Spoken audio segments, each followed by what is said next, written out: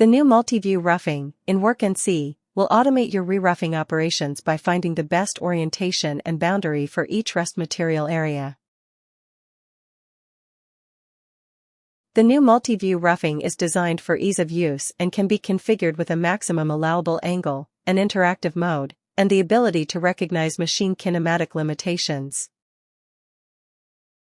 Multiple subpaths are automatically generated for each orientation needed.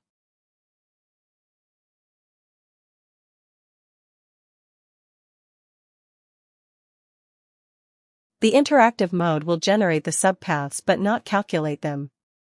The user can first visualize and set the start angles before toolpath calculations.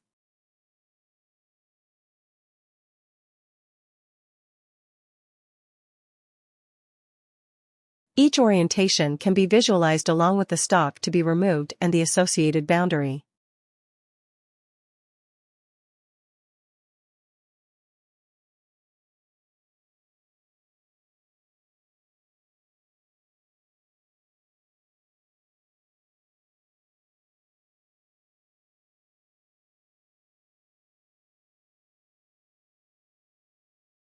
The final result is multiple automatically created collision-free, re-roughing operations from one calculation.